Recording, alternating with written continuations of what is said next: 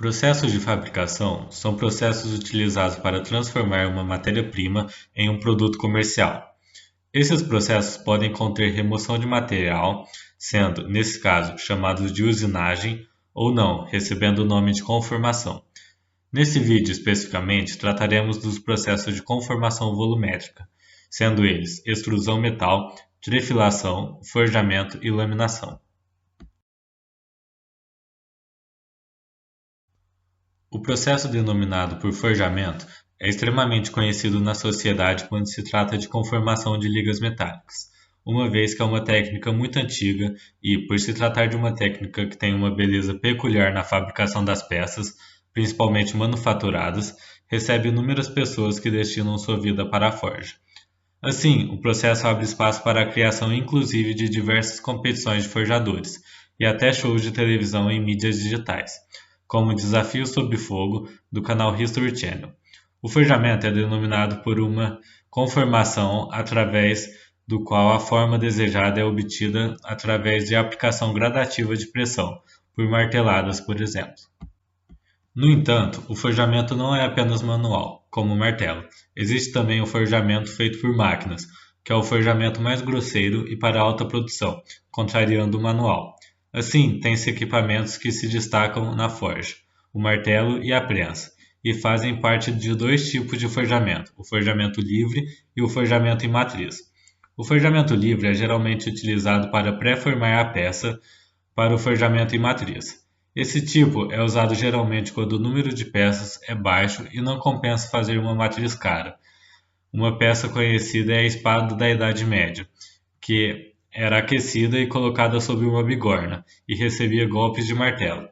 Já o processo de forjamento em matriz consiste na deformação de uma peça por alta pressão e o material escorre em um molde previamente feito, comumente utilizado na indústria para a fabricação massiva de peças. Após a peça passar pelo molde, ela passa o processo de retirada das rebarbas e fica pronto para a utilização ou comércio. Além dessa subdivisão, o forjamento pode ser separado em forjamento a quente, que pode chegar a temperaturas de 1150 graus.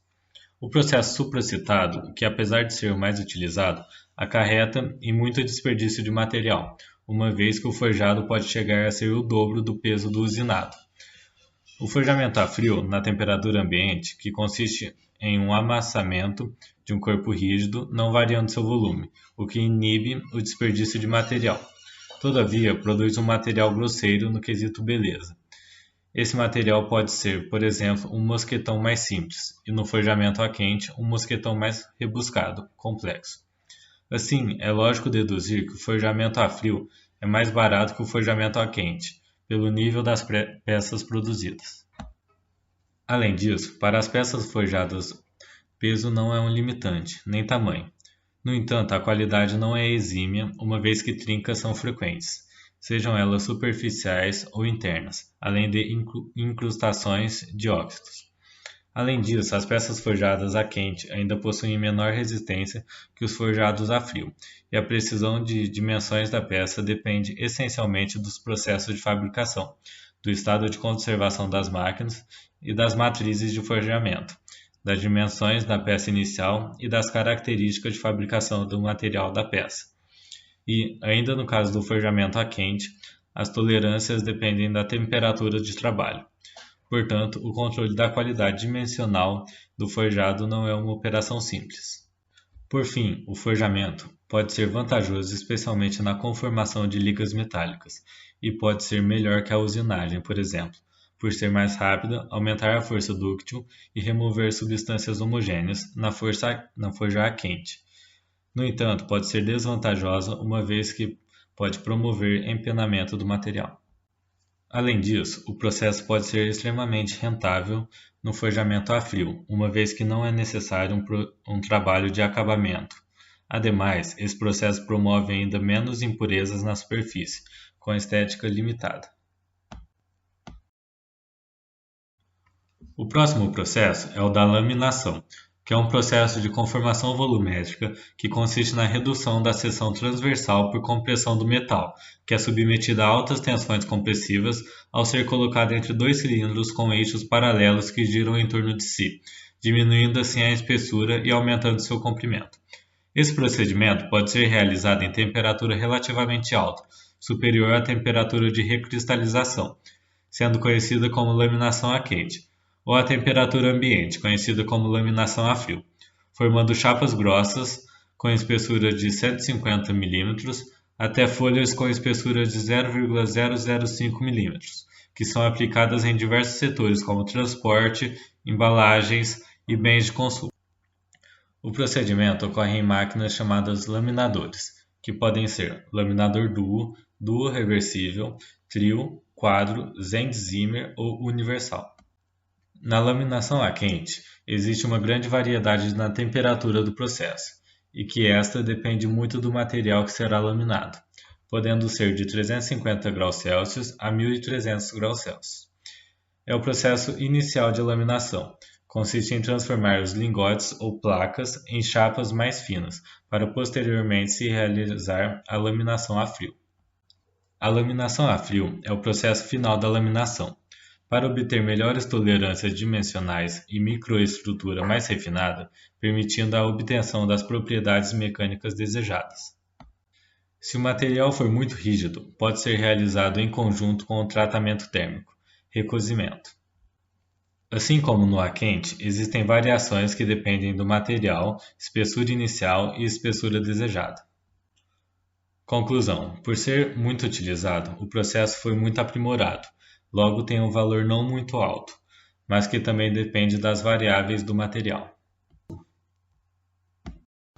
Agora falaremos sobre extrusão metal.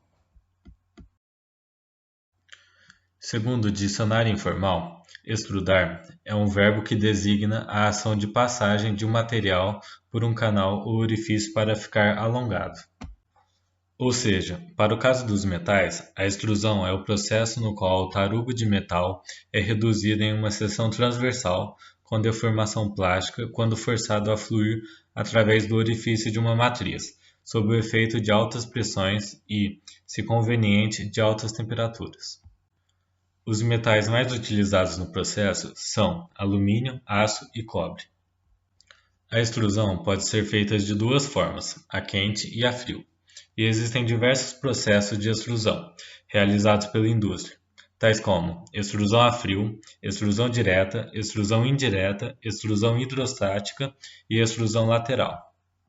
A mais comum trata-se da extrusão direta a quente, na qual são utilizados materiais mais duros, onde o aquecimento desse material suaviza a força necessária para extrudá-lo. Inicialmente, com o tarugo em forma cilíndrica, o mesmo é aquecido rapidamente e este posicionado na câmara de extrusão, onde um pistão empurra o material para o interior de uma matriz, que dá formato para o material com a forma final desejada. O produto do processo de extrusão é essencialmente uma peça semi-acabada. O uso dos produtos mais comuns são os quadros de janelas e portas, trilhos para portas deslizantes, tubos de várias seções transversais e formas arquitetônicas. Produtos extrudados podem ser cortados nos tamanhos desejados para gerarem peças como maçanetas, trancas e engrenagens. Em operação combinada com o forjamento, pode gerar componentes para automóveis, bicicletas, motocicletas, maquinário pesado e equipamento de transporte. Por fim, falaremos da trefilação, que é basicamente o processo que reduz a secção do condutor, com respectivo aumento no comprimento do material através de uma ferramenta com um perfil, utilizando-se da força de tração aplicada na matriz e a força compressiva da ferramenta. O procedimento é realizado a frio, apesar de haver um aumento na temperatura durante o processo. Por ser realizado a frio, o material passa pelo processo de encroamento, que eleva a sua dureza e resistência. Por isso, muitas vezes, esse processo vem junto com o tratamento térmico, que auxilia no alívio das tensões internas. Esse processo é comumente utilizado na fabricação de barras maciças, assimétricas, vergalhões, arames, fios e tubos, que são utilizados nos mais diversos setores e adquire diâmetros pequenos, com centésimos de milímetros na precisão dimensional.